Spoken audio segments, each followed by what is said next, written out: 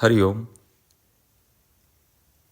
मानव जीवन में और मनुष्य शरीर के अंदर में जितनी भी क्रियाएं होती है वो पकड़ने और छोड़ने की होती है। पकड़ने और छोड़ने के बिना प्राण को गति नहीं मिलती है। इसीलिए जो हमारे शरीर के अंदर में जो रक्त जो हम देखते हैं जो चल रहा है निरंतर, जिस रक्त से हमारे प्राण को गति मिल रही है वो घूमता रहता है हमारे पूरे शरीर में। ऐसा नहीं है कि वो सिर्फ भर दिया गया है और रुक गया है। जैसे हम फुग्गे में हवा भरते हैं और छोड़ देते हैं तो वो घूमता नहीं है। तो ऐसा फुग्गे के जैसे हमारा शरीर नहीं है। हमारा शरीर ऐसा है कि उसमें रक्त है और रक्त में गति है और वो रक्त आपके शरीर के अंदर में जितने भी ऑर्गन्स हैं उन पे क्रियाशील है। इसकी वजह से आपको गति मिलती है। गति का जो कॉन्सेप्ट है वो पहले समझना होगा। उसके बाद में हमारे को तदात्म और ध्यान के बारे में समझ आने लगेगा। ये वीडियो तदात्म और ध्यान, तदात्म को आप मोह भी बोल सकते हैं, तदात्म को आप प्रेम भी बोल सकते हैं, तदात्म को आप लालसा भी बोल सकते हो। आप जिस भी चीज़ से आप अपना तदात्म बनाते हैं, अपना जोड़ बनाते हैं, वो और ध्यान, ये दोनों एक ही घटना है लेकिन दोनों एक दूसरे की पीठ करके खड़े हुए हैं। पहले अपन तदात्म को समझते हैं, उसके पहले अपने को शरीर की क्रिया समझनी होगी। तो शरीर की क्रिया समझने के लिए पहले हमें ये चीज़ समझना होगा कि जो गति है कि हम गति का हिस्सा हैं। हमारा जन्म हुआ, जीवन चल रहा है और मृत्यु को प्राप्त होगी। इसी के जीवन के बीच में एक क्रिया घटित होती है, मतलब बालावस्था, युवावस्था, वृद्धावस्था। ये 3 अवस्थाओं में हम उसको डिवाइड करके देखते हैं। लेकिन आपको गति क्यों मिलती है पहले उसको समझिए। आपने जन्म लिया, आपने अपनी माँ के दूध से आपका शरीर निर्मित हुआ थोड़े समय के लिए और उसके बाद में फिर आपकी माँ ने आपको आहार देना शुरू किया। आहार जो देंगे वो प्राण रूपी है। प्राण रूपी का मतलब क्या है कि ये गति का हिस्सा है। गति का हिस्सा कैसा है कि जो प्राण है, मतलब जैसे फॉर एग्जांपल आप समझ लीजिए कि आप गेहूं खा रहे हैं। गेहूं के किस रूप में खा रहे हैं उस पे मत जाइए अभी, कि गेहूं को आप खा रहे हैं, लेकिन गेहूं को आपने आटा बना के उसकी रोटी खाया, जो भी खाया। आप गेहूं को जाके खेत में उगाते हैं तो उससे एक पौधा रूपांतरित हो जाता है। तो वो एक गति है कि मतलब वो पहले गेहूं था, उसके बाद आपने उसको बोया तो उससे पौधा निकला, उसके बाद में उससे कई गेहूं निकलेंगे। तो है तो वो गति का हिस्सा, उससे आपको प्राण मिल रहे हैं। ये जो गति है, ये पूरी गति जो है वो आपके शरीर के अंदर में देना चालू कर देगी। ये आपके शरीर के अंदर दी तो आपके प्राणों को गति मिली। आपके प्राणों को आपके जो प्राण है उसको गति मिली तो आप आगे बढ़ रहे हो, आगे सोच रहे हो, आगे देख रहे हो और वैसे ही जीवन का क्रम आगे बढ़ता जाता है। ये गति का कॉन्सेप्ट है। अब जैसे आप चल रहे हैं कहीं तो आप पिछले कदम को छोड़ के आगे कदम जब बढ़ाएंगे, फिर ज़मीन से तादात्म्य बनाएंगे, फिर पीछे कदम को छोड़ेंगे, फिर आगे बढ़ेंगे। ऐसा चलता है। यही क्रिया आपके पूरे शरीर में निरंतर चल रही है। आपके एक एक कतरे पे, आपके खून के एक एक कतरे पे निरंतर ये क्रिया चल रही है। ये क्रिया लेकिन ऐसे अगर हम देखने जाएं तो समझ नहीं आएगी, लेकिन अगर मेडिकल साइंस से अगर आप देखोगे कि 2 बूंद अगर आप अपने खून की निकाल के अगर उसको आप माइक्रोस्कोप में देखेंगे तो आप उसमें देखेंगे कि उसमें भी सेल्स है, उसमें भी प्राण है, सब चीज़ें। अभी मेडिकल साइंस इतना आगे तो बढ़ चुका है कि आपको उसमें प्राण दिखने लग जाएंगे। लेकिन वो जो पकड़ना और जो छोड़ना है, जो पहला कदम छोड़ के दूसरे कदम को पकड़ के फिर तीसरे कदम में आगे बढ़ा के, ये जो ये जो प्राण है, जो चलित, जो मैं आपको बताया हूँ, ये जो है ये आपके एक एक कतरे में घटित हो रहा है। अब इस पे ये एक एक कतरे पे घटित हो रहा है। इस पे एक चीज़ जो है वो देखने की है कि आप गति का हिस्सा हैं। आपको किसी भी चीज़ से तादात्म्य नहीं बनाना है, लेकिन तादात्म्य की भ्रांति पैदा होती है। भ्रांति क्यों पैदा होती है? क्योंकि आपको पकड़ के छोड़ना है, पकड़ के छोड़ना है। जैसे आपने सांस ली, छोड़ना है इसे, आपको सिर्फ पकड़ के नहीं रखना है, लेकिन इसको धीरे धीरे मानसिक रूप से और शारीरिक रूप से इसको धीरे धीरे इतना ज़्यादा चीज़ों को पकड़ पकड़ के अपनी सांसों को छोटा करता जाता है वो, क्योंकि छोड़ना जो होता है वो घटित नहीं होता है। तो पकड़ के छोड़ने की वजह से भ्रांति पैदा होती है, इसकी वजह से मोह घटित होता है और इसकी वजह से ही सारी तकलीफ़ें घटित होने लगती हैं। आपने तादात्म्य बना लिया, आपको पकड़ के छोड़ना था लेकिन आपने पकड़ के रख लिया उसे। आपके शरीर के एक एक कण के अंदर में पकड़ना और छोड़ना दोनों है, तभी तो वो गति है ना। आप एक पैर पे खड़े होगे, दूसरे पैर को उठाओगे और उसके आगे लेके जाओगे, ये कदम का हिस्सा है। ऐसे ही कदम चलते हैं, ऐसी ही यात्रा होती है और ऐसे ही गति को प्राप्त होता है आदमी। तो आपको छोड़ना भी साथ में रखना है, लेकिन साधक जो होता है वो छोड़ने को नहीं देखता, पकड़ने में ही रस लेने लगता है। अब गति को समझ गए आप, गति किस भांति आती है आपके अंदर में।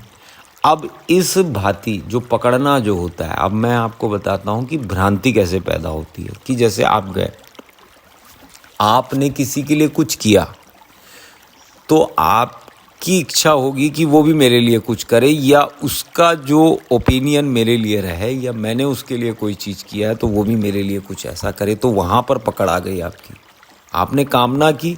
कामना का मतलब है सिर्फ आप एक चीज़ को पकड़ रहे हो। मोह का मतलब है आप सिर्फ एक चीज़ को पकड़ रहे हो। आप पहले हिस्से में बस खड़े हैं और आप उसको पकड़ रहे हैं, आपने पकड़ लिया। आप जब तक उसको रिलीज़ नहीं करोगे, जब तक निरंतर आपके प्राण उस पे ऊर्जा डालते रहेंगे, क्योंकि पकड़ा तो आपने है ना, चाहे वो मानसिक पकड़ी है, चाहे वो शारीरिक पकड़ी है। पकड़ जब तक रहेगी आपके जीवन में, जब तक आपकी ऊर्जा छिन्न होते रहेगी, और जब त्याग घटित होगा, जब छोड़ घटित होगा, तब भी आपको आगे बढ़ने के लिए सांस लेनी होगी, आपको फिर से पकड़ना होगा। लेकिन त्याग अगर पूर्ण रूप से घटित होने लगता है, या छोड़ जो होती है, मतलब जो छोड़ना जो होता है, जब वो पूर्ण रूप से घटित होने लगेगा, तब आपको एक चीज़ समझ आने लगेगी कि पकड़ना जो है वो एक गति का हिस्सा है। आपने सोच लिया कि मैंने उसके लिए कोई चीज़ किया, वो मेरे लिए कुछ करे, ये जो है ये पकड़ है, ये जो सोच है ये पकड़ है। और इसमें एक चीज़ और ऐड करके मैं आपको और विस्तार से बता देता हूँ कि ये जितनी भी भ्रांति पैदा करेंगे, ये एक साधक के लिए बहुत अच्छी बात होती है कि ये जितनी भी भ्रांति पैदा होती है, ये भविष्य में होती है और भूत में होती है। वर्तमान में सिर्फ गति होती है, वर्तमान में सिर्फ शिव और शक्ति है, वर्तमान में कोई भी चीज़ नहीं होती। आपने कामना की कि वो मेरे लिए कुछ करेगा, ये फ्यूचर हो गया, और मेरे लिए कुछ करना चाहिए, ये भी फ्यूचर हो गया, ये फ्यूचर हो गया। या फ्यूचर में करेगा या पास्ट में करेगा, प्रेजेंट में इसका कोई भी रोल नहीं होता है। तो छोड़ना जो होता है ये बहुत बड़ी चीज़ होती है ये योग के अंदर में। और जिस व्यक्ति के अंदर में छोड़ घटित होता है, वो आदमी आगे जो चीज़ें मैं बताने वाला हूँ, तादात्म्य और ध्यान के बारे में जो बताने वाला हूँ, उसके बाद योग्य होता है। यही सार है यम, नियम, आसन, प्राणायाम, प्रत्याहार, ध्यान, समाधि, मोक्ष। सिर्फ ये पूरी जो क्रिया है या ये अष्टांग के जो पूरे रूप हैं, ये उसी के अंदर में, उसी चीज़। मैं आपको किसी चीज़ के लिए अगर जादू दिखाऊं, तो मैं आपसे ये कामना करूंगा या मैं आपसे ये इच्छा करूंगा कि आप मेरे लिए कुछ करें, या आप मेरे को गुरु माने, या मेरे को आप पैसा दें, या मेरे को आप जो भी चीज़ दें, तो ये जो है ये फ्यूचर में चले गया, प्रेजेंट में तो कुछ नहीं है। और जो जादू है वो पकड़ पैदा करता है। आजकल जादू का बहुत चलन है कि मतलब मैंने कोई चीज़ जादू करके दिखा दिया, अपने हाथ से कोई चीज़ निकाल के दिखा दिया, या मैंने ये चीज़ बता दिया, आपके बारे में कोई चीज़ बता दिया। ये जो है ये आपको फ्यूचर की बात बताएगा। फ्यूचर में ये चीज़ कर सकते हैं हमारे लिए बाबा जी, या बाबा जी के संपर्क में अगर हम रहेंगे तो हमारे लिए ये चीज़ हो सकती है, हमारा भविष्य अच्छा हो सकता है, हमारे बच्चों का भविष्य अच्छा हो सकता है। ये सब चीज़ें, ये भ्रांति है। लेकिन जैसे ही आप इसको विधिवत तरीके से करना शुरू करते हैं तो आप चेतनावान होते जाते हैं। चेतना इसी को कहते हैं कि आपने पकड़ को नहीं पकड़ा है, आपने जो त्याग है उसको पकड़ लिया है। उसको भी पकड़ा नहीं है, त्याग पूर्ण रूप से घटित करने की यात्रा में आप निकल चुके हैं। ठीक है, ये मोह में आ गया, मोह का समझ आ गया कॉन्सेप्ट। इसी के अंदर में प्रेम आता है, इसी के अंदर में रिश्ते नाते सब कुछ आता है। जो दूसरी श्रेणी होती है उसके अंदर में जितनी भी आध्यात्मिक बातें होती हैं वो सब आती हैं। इसके अंदर में त्याग आता है, इसके अंदर में वैराग्य आता है, इसी के अंदर में भक्ति आती है, इसी के अंदर में आपका ध्यान आता है। ये जो भक्ति होती है, भक्ति निस्वार्थ की जाती है। तो ये इसके अंदर में आता इसीलिए क्योंकि आपने त्याग कर दिया। आपने तो पकड़ा ही नहीं कोई चीज़, आपने त्याग कर दिया। भक्ति के दृष्टिकोण से मैं आपको समझाता हूँ कि आपने सिर्फ त्याग कर दिया। भक्त कुछ मांग ही नहीं रहा है, वो सिर्फ भक्ति कर रहा है, सिर्फ भक्ति कर रहा है, क्योंकि पकड़ हट गई है उसकी। क्योंकि तू उतना तो दे ही रहा है जिससे मेरा पेट भर जा रहा है, उतना तो तू दे ही रहा है जितना मेरे जीवन काल के लिए ज़रूरी है, जो भी चीज़ है। ठीक है, उतना तो चल ही रहा है। उतनी चीज़ों को तू दे रहा है, तो मैं काहे के लिए इन सब चीज़ों को पकड़ूं। तो वो भक्ति करता है उसकी, भगवान की। और भक्ति के अंदर में सिर्फ वो देता है, सिर्फ वो देता है, सिर्फ वो देता है, सिर्फ वो देता है, सिर्फ वो देता है। पकड़ता सिर्फ उतना ही है, क्योंकि प्राण के लिए गति तो देना ही पड़ेगा ना। तो सिर्फ उतना ही जितनी उसकी आवश्यकता है। ठीक है, ये भक्ति योग भक्ति के हिसाब से हो गया। और हम वैराग्य की बात करते हैं तो वैराग्य जैसे ही आपका त्याग घटित होने लगता है, वैसे ही आपकी पकड़ हर एक चीज़ों से छूटती जाती है। आप नॉर्मल स्थिति पे जिन सब चीज़ों को आप पकड़ते थे, या जिन सब चीज़ों के साथ में आपका तादात्म्य था, आपका रिलेशन था, आपका दिल मिला हुआ था, वो सारी चीज़ें आपसे छूटने लगती हैं। जब वो छूटने लगती हैं तो इस भांति छूटने लगती हैं कि आपको विरक्ति होते जाती है। विरक्ति का मतलब है कि आपसे संसार छूटता जाता है। तो वैराग्य घटित होता है, फिर विरक्ति को प्राप्त होने की यात्रा में निकलता है आदमी। तो ये खराब बात नहीं है कोई, मतलब अभी के टाइम पीरियड के अंदर में तो लोग अपना रूप वैसा धारण करते हैं कि बाल को वैसा करेंगे कि हम उनके जैसे दिखें, दाढ़ी को बढ़ा लें हम उनके जैसे दिखें, गंदे कपड़े पहनेंगे या इस टाइप के कपड़े पहनेंगे कि हम भिन्न दिखें लोगों से। लेकिन जो ऐसे लोग होते हैं वो ये वेशभूषा धारण नहीं करते, ये वेशभूषा उनको मिल ही जाती है, क्योंकि जो उन्होंने पकड़ा नहीं, जो मिल गया उसको पहन लिए, जो मिल गया उसको खा लिए, जो मिल गया उसको धारण कर लिए। ये त्याग के बाद घटित होती है। तो विरक्ति और वैराग्य के अंदर में ये चीज़ें होती हैं। अब ध्यान की बात करें, अगर आपने ध्यान, तो मैंने आपको पिछले वीडियो में बताया है कि ध्यान सीधा सीधा घटित नहीं होता है। ध्यान तो घटित होता है कि जब आप विधिवत तरीके से, जब आप सारी चीज़ों को करने आते हैं। आजकल के युग में सब लोग ध्यान को अष्टांग के साथ साथ में भक्ति योग में भी जोड़ रहे हैं और सब चीज़ों में जोड़ रहे हैं। लेकिन मैं साधकों को ये बताना चाहता हूँ कि ये जो ध्यान है ये सिर्फ अष्टांग के रास्ते से ही संपन्न हो सकता है, क्योंकि इसकी विधि है और इसी का एक हिस्सा है त्याग। इसी से ही घटित हो सकता है। तो जैसे ही आप ध्यान के अंदर में आते हैं, तो जब ध्यान के अंदर में जब साधक आने लगता है तो वो सिर्फ आंखें बंद करे और जो भी योग अभ्यास अपना, अगर आप साष्टांग के रास्ते से आ रहा है तो उसे सब चीज़ें पता है, यम नियम क्या खाना है, कब खाना है, कैसे खाना है, ये सब चीज़ें पता है उसको। और उसके बाद यम नियम आसन, आसन मतलब जितनी भी अशक्तियाँ शरीर के अंदर में अगर कोई शेष रह गई हैं तो उसको बाहर निकालेगा। आसन, प्राणायाम, प्राणायाम मतलब आप उस आसक्तियों की अगर कोई कमी पेशी रह गई तो उसको ही बाहर। फिर उसके बाद प्रत्याहार, प्रत्याहार से ध्यान शुरू हो जाता है। प्रत्याहार से मतलब एक कामना, एक कॉन्सेंट्रेशन, और आप रुकेंगे, आप रुक के देखेंगे उसको, आप देखते हुए फिर आगे बढ़ेंगे। उसके बाद ध्यान घटित होता है, और जैसे ही ध्यान घटित होगा तो आपकी जीवन की क्रिया जो मैंने आपको बताया था पकड़ने और छोड़ने की है। आपने लिया और छोड़ा। आपने लेते समय अगर तदात्म बना लिया तो जो छूटना है वो पूर्ण रूप से घटित नहीं होगा। मैंने पिछले बातों में बता चुका है आपको।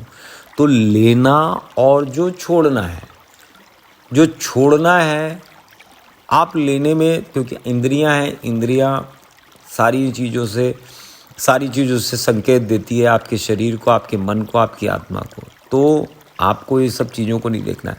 लेकिन जब आप पकड़ना देखते हैं तो पकड़ने के अंदर पे आपको अगर कोई चीज़ मिल रही तो उसको पकड़ लो, कोई चीज़ का टेंशन नहीं। लेकिन जो त्याग है, जो छोड़ना है, उसको पूर्ण रूप से जिस दिन साधक करने लगता है, जिस दिन साधक उस चीज पे निरंतर खड़ा रहता है, तो उस दिन उसका तदात्म टूटने लगता है। वहां पर जैसे ही तदात्म टूटने लगता है, जैसे ही मोह खत्म होने लगता है, और जैसे इस पे जोर और जबरदस्ती नहीं है। एक चीज और बता रहा हूं मैं आपको कि आप जोर और ज़बरदस्ती, हाँ ना मेरे को कोई मोह नहीं है, ये नहीं है, वो नहीं है, हाँ मैं नहीं मानता, ये नहीं करता, मैं वो नहीं करूँगा, ये नहीं करूँगा, ऐसा नहीं है। एकदम जैसे ही प्रकृति आपको पूरी चीज़ें बिना कुछ आपसे पूछे, बिना कुछ आपसे मांगे आपको दे रही है, बस उसी भांति ये क्रिया घटित होती है आपके शरीर के अंदर में। आपको इसमें ना कोई दमन, ना कोई जोर, ना ज़बरदस्ती, बस आपको समझना है कि मुझे त्याग में घटित होना है। यही तंत्र की साधना होती है। जो तंत्र होता है, जो पकड़ना होता है वो शक्ति है, और जो छोड़ना होता है वो शिव होता है।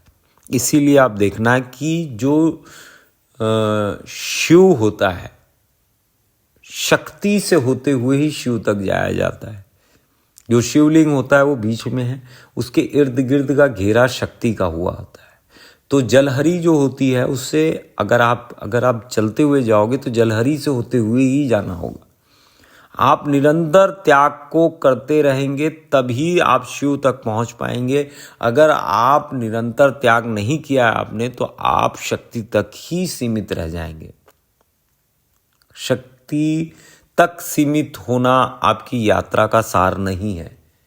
आपको शिव में विलीन होना है, क्योंकि शक्ति भी उसी में जाके विलीन होती है, उसी में जाके विलीन होती है। इसीलिए आपको वो यात्रा बताई गई है। तो तदात्म आपका क्या है, जैसे ध्यान के लिए तैयार होना है तो आपको ग्रहण जो है आपकी इच्छा अनुसार होना चाहिए, और त्याग जो है वो उससे बढ़ के होना चाहिए। अब वो कितना बढ़ के होगा, कैसे नहीं होगा, वो साधक साधना करते करते, उसमें निरंतर अभ्यास करते करते और निरंतर खड़े होते होते उसके धीरे धीरे सारी इंद्रियां और सारी चीज़ें उसे समझ आने लगती है। ये था तदात्म और ध्यान के बारे में मेरा जो पूरा सार है वो मैं आपके समक्ष रखने का प्रयास किया था इस वीडियो के माध्यम से। हरिओम। मैं योगाचार्य शिवाय, doctor in naturopathy and yoga science. Her her Mahadev.